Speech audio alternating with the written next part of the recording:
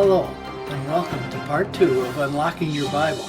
I'm Rob Congdon, Director of CMI-TV. In our first class together, I taught on understanding the significance of our Bible. I demonstrated that the Bible translation that you hold in your hand is an accurate representation of the words penned by the original writers of the Bible.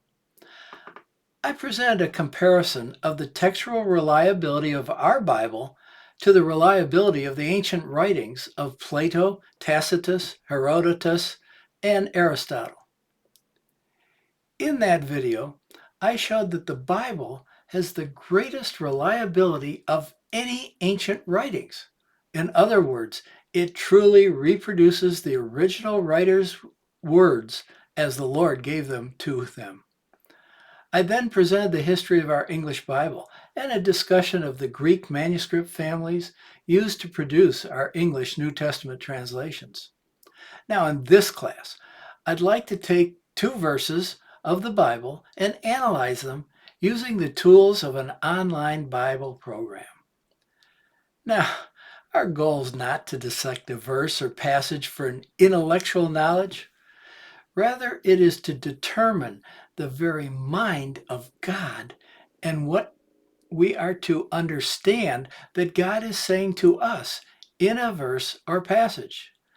When done properly, there remains no limit to the heart knowledge available to the student willing to prayerfully study and apply the rules of proper Bible interpretation. Above all, our goal is to understand what God is saying to us and to understand it correctly and interpret it correctly. Join me now as I show you how to use the free online resources available to you on the internet. For this class, I've chosen the free online internet Bible study program, the Blue Letter Bible. Yes, I know, there are several good programs out there. For example, there is the Online Bible Program, the Bible Hub Program, Logos, and many others. I'm going to mention some of the pros and cons of each of these during these classes. Taken as a whole, I find the Blue Letter Bible meets the needs of the average Berean Bible student. I have chosen it for the following reasons. Number 1, it's readily available for desktops, laptops, smartphones, and tablet computers. And yes, it operates on all systems, PCs, Macs, Androids, and others. Number 2, it's freely available at no cost to anyone with an internet connection. But it does have some advertisements in the margins. Now, some of you know I have a Scottish heritage, so this fact really appeals to me. It's free.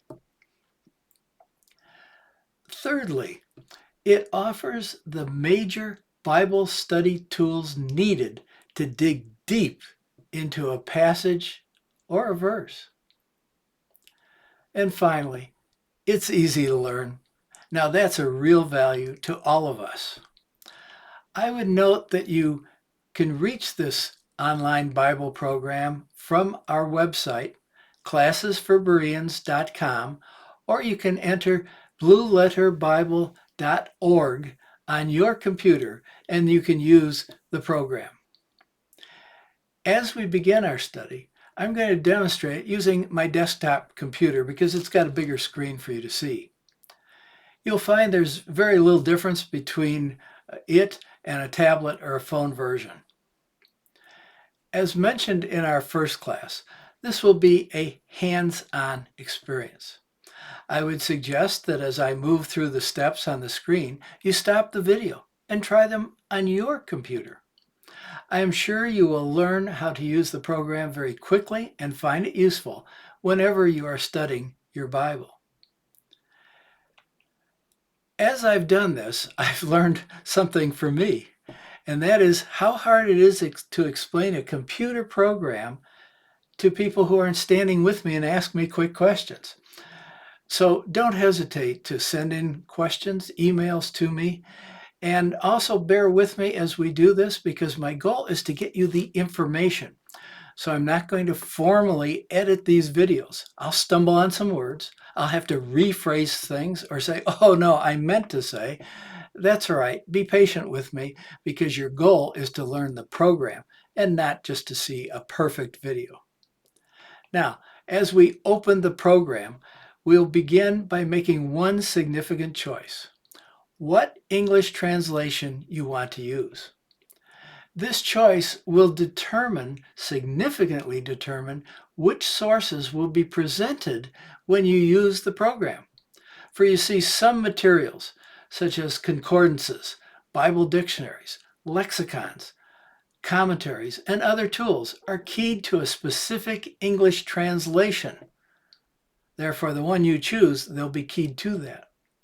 Now, to demonstrate how to use the program, I've chosen to disassemble the entire chapter of Jonah. And we're going to do that over a series of programs teaching you more and more tools that you can use with this one program on the internet. In this class, we're going to focus on how to use a concordance and a lexicon. Now, for some of you out there, you may not even know what a concordance is. You see, it's very interesting. A concordance is an alphabetical listing of every word in your English Bible. Once you go into the concordance, each word is shown alphabetically and followed by a verse that contains that word. After that, it gives a number. That number is called the Strong's number.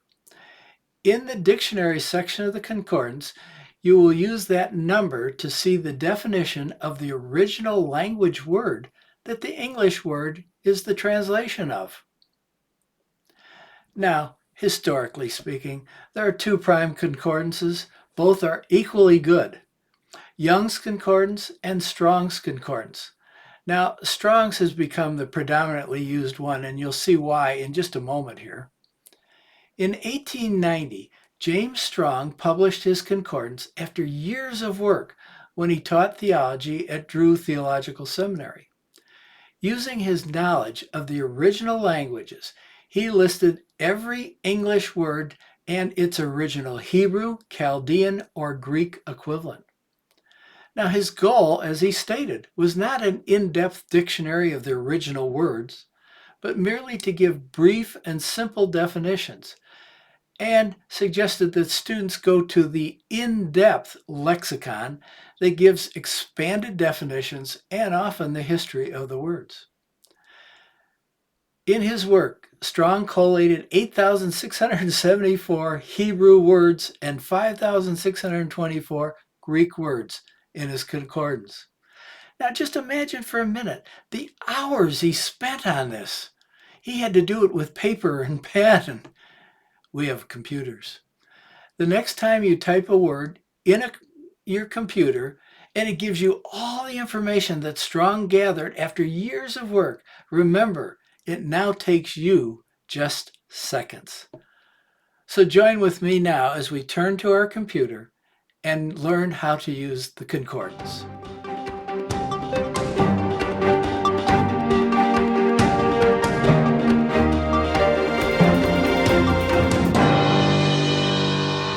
So let's go to our computer now and begin using the Blue Letter Bible. Our first step is to enter our verse that we are looking for. Type in Jonah 1:1-2. I stress that it's very important that you put the hyphen in. You can't just put 1,2. You've got to put a hyphen. And we hit return. And look how fast it brings up our text. Jonah 1, the entire chapter. As we scroll down, we can read and check every verse in this chapter. In our next video, we'll explain the tools and what we can start doing with those. But in this one, we want to focus on the concordance. So I would like you to notice that up here in the header is the Strong's number. We're going to explain what this is, but Strong's is the concordance we're going to use. So we click the box on Strong's. Notice as we look at our two verses there's a number that's been brought in with a letter H, meaning Hebrew, and this is the Strong's number, 1697. And we have the Strong's numbers for most of the words in the sentences. It ignores the more common words like the, now. In this case, though, sometimes it doesn't give a number to a word you would like to know about. And in this case, we have the word came. We'll explain that in our next video, why the number wasn't there.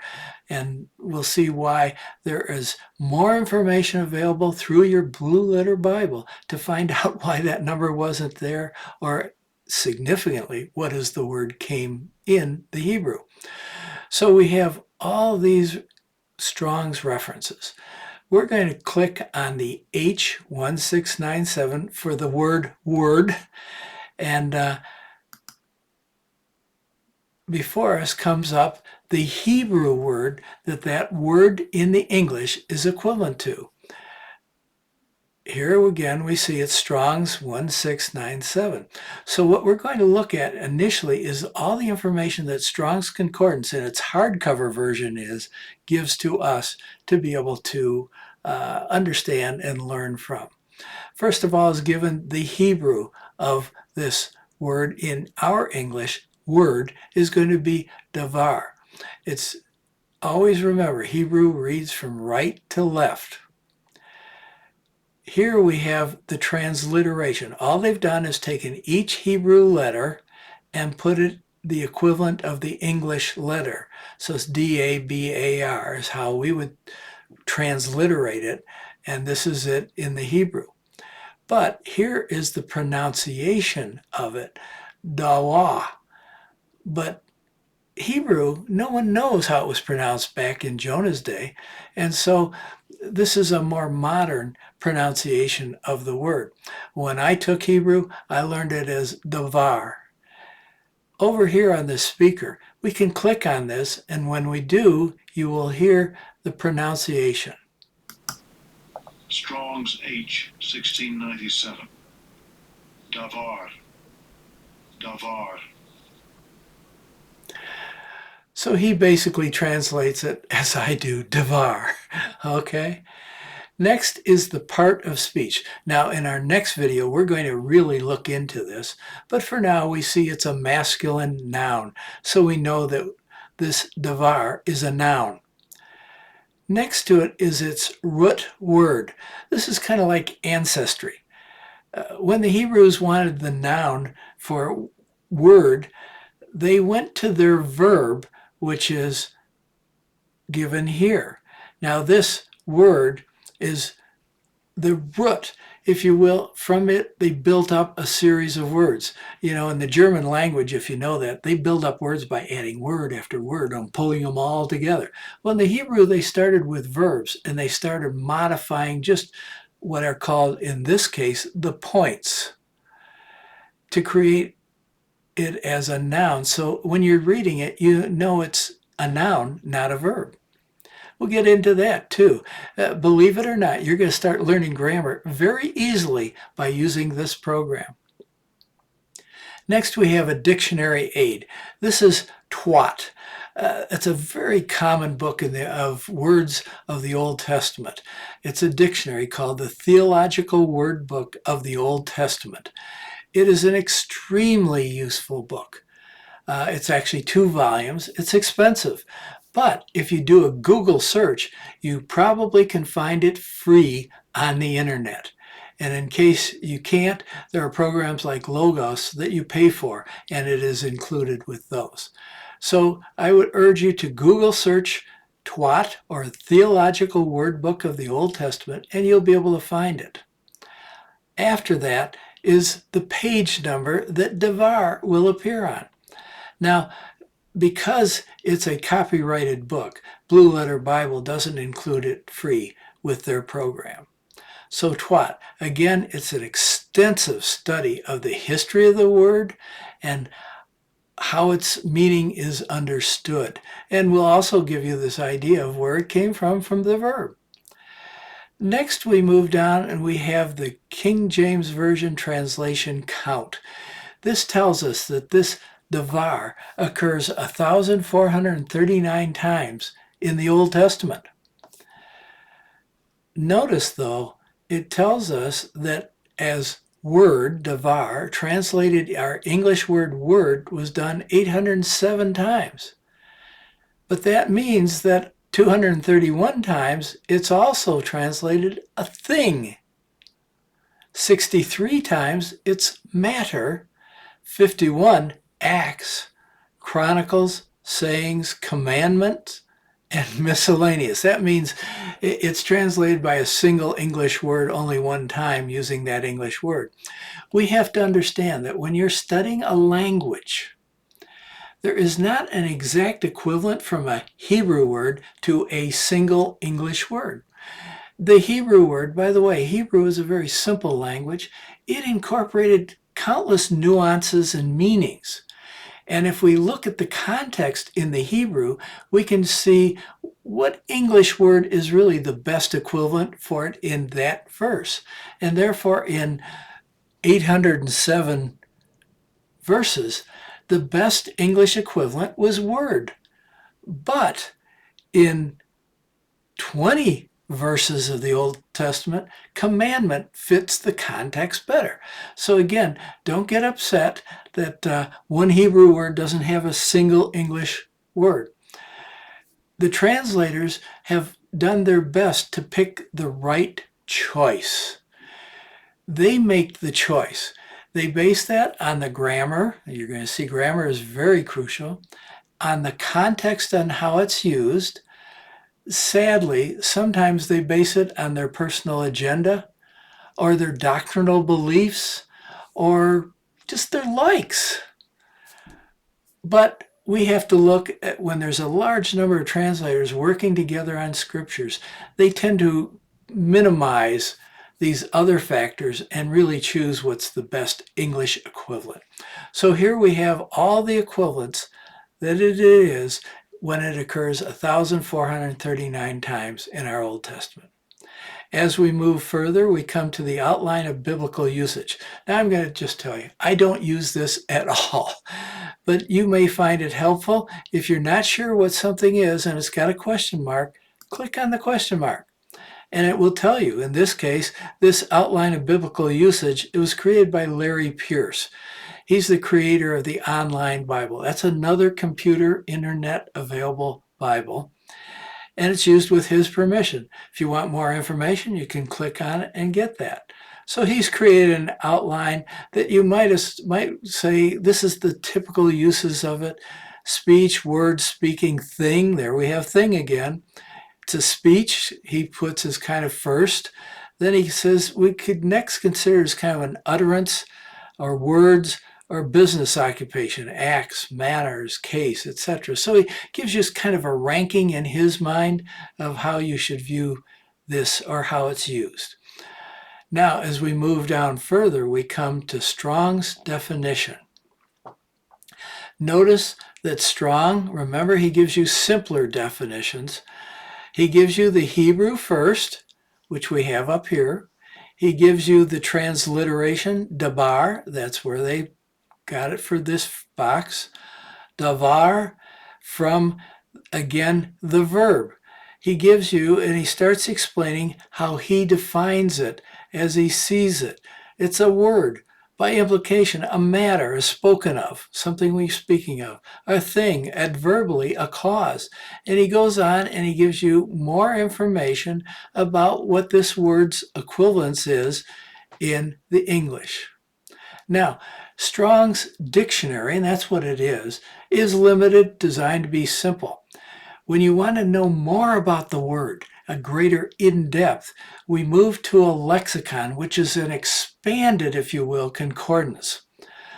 So we move down here now to the next lexicon, which is the Brown Driver Briggs lexicon. Now, theirs is a widely used lexicon. It's always abbreviated BDB, just like Theological Word Book of the Old Testament was TWAT. BDB refers to this lexicon. It gives us much more information. Again, it gives us the Hebrew. It tells us it's a noun, it's masculine. Speech or word is the most common use. It gives the scriptural references, and notice how you can just pop down and see what that verse says. And information on what supports the various forms. And what we have here is the various forms this word appears. And we'll talk about the Hebrew a little bit as you start learning it, about these little tiny marks, the dots and the tittles, etc. So he gives you all that. Then he tells you in the singular use, it's used as speech, discourse, saying, or word. It's the sum of that which is spoken, and you can start reading the definition. If you click Show All, this gives us all that they determined, BDB working together determined as the information. And you can find eventually your verse in it and see how it was translated, and other verses that go along with it translated the same way. Notice I said it was expanded. It is expanded. It's significantly expanded. Now, that's when you want to do an in-depth study. Now we have to get back here. Notice, just by comparison, Strong's is just a small segment. BDB is massive. Now, there is even a greater use, historically, a greater use lexicon called Gesenius's Hebrew Chaldee Lexicon. This lexicon is considered the Cadillac of Hebrew lexicons. It is used by scholars. How often you need to use it, I would guess is maybe never. I tend to use BDB when I want to go in greater depth. Now, as we move further down, we find that the concordance results, all the English uses of the word davar, are now given to us as we move through. These are all the verses in the Old Testament that uses the word davar. Now, interesting, in Genesis 11:1, first usage in the Bible, it's used as speech. In Genesis 15:1, it is translated as word and thing. So the context indicated it. The translators felt the best way to say, after these things, the word of the Lord came. And you can move down here and you can see the extensive information of all the verses. This is how you start comparing and looking at context and saying, was word the best, or should it have been matter? Should it have been commandment? As you check all the verses in the Old Testament, you can do what others have done, as the translators did, and choose the best word to be used. And notice, just so you realize, it goes through every usage all the way through Malachi. So right here, you can double check the translators. You can look at all the definitions that have been given for this particular word, davar, in the Hebrew, and you come back and you can see, do I think it was properly chosen by the translator? But more importantly, you've learned your first Hebrew word, davar, means word or saying, commandment. And it is found throughout the Old Testament. And you even know how to pronounce it because you clicked the little speaker and you practiced until you can pronounce it correctly.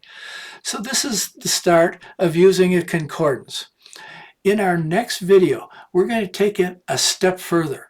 We're not only going to use the meanings of these words, but we're going to start learning the grammar of these words. Did you realize that God created grammar? And he did this with a purpose, so that he could write through his prophets, his psalmists, through David and others, exactly what they wanted them to say. And they would choose the word that he wanted them to choose, and they would choose the grammatical usage of it, because that will give the exact meaning that God wanted to convey to you and to me. So by doing the work, we can understand the mind of God, and then we can apply it in our lives. So join me in the next video. Yes, you're going to start learning grammar. Don't worry. It's no harder than starting to learn your first word in Hebrew, because the computer will do much of the work for you and will very simply but slowly teach you grammar. So until I see you again, may the Lord bless you. I'll either meet you here back at the computer or in the air.